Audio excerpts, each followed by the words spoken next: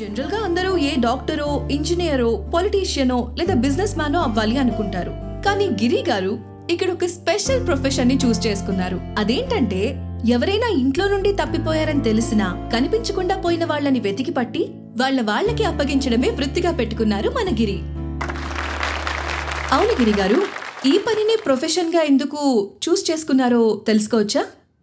ఒకప్పుడు నేను కూడా తప్పిపోయి మా వాళ్ళకి దూరం అయ్యాను కాబట్టి. నాకు 4 ఏళ్ళు ఉన్నప్పుడు మొక్కు తీర్చుకోవడం కోసం అమ్మా నాన్నలతో గుడికెళ్ళాను. స్వామి దర్శనం చాలా బాగా జరిగింది. కానీ మా అమ్మా నాన్నల దర్శనమే మళ్ళీ ఎప్పుడు దొరకలేదు. మొత్తం జనాలు వాళ్ళొక వైపు, నేను ఒక వైపు. ఎవరి హడావిడిలో వాళ్ళు ఎటు తప్పిపోయానో తెలియదు, ఎవరిని అడగాలో కూడా తెలియదు. ఎవడండి వీడు? ఎవర్రా నీకు మమ్మీ? గుడి దగ్గర అడుకోవడానికి ఇది ఒక కొత్త పద్ధత.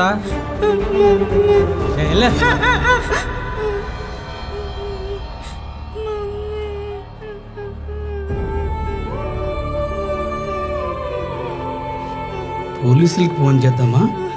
వీడు కూడా తెలియదు, యాక్సిడెంట్ చేసినోడో కూడా తెలియదు. మధ్యలో మనకెందుకు రా బైక్ తీట? అవును రాబాయ్, మనకెందుకు రా లొల్లి? జరుగునమ్మా. అరే ఏంది, ఏమైంది?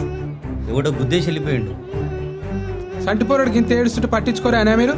ఎక్కిలు పట్టాంగా ఏడుస్తున్నాడు. గాడు అమ్మా నాన్నే వదిలేసి వెళ్ళిపోయారు. ఏదైనా ఉండొచ్చు, అట్లనే చూసుకుంటే ఇలా పడతారా? వచ్చాడండి మహానుభావుడు, పెద్ద మదర్ తెరీసా తమ్ముడు. అంతగా అవసరమైతే నువ్వు తీసుకెళ్ళి పెంచుకో. మదర్ తెరీసాకి తమ్ముని కాకుండొచ్చు, కానీ మానవత్వం ఉన్న మనిషిని. సరే తీసుకెళ్ళి పెంచుకో. పెంచుతా, పెద్దోని కూడా చేస్తా.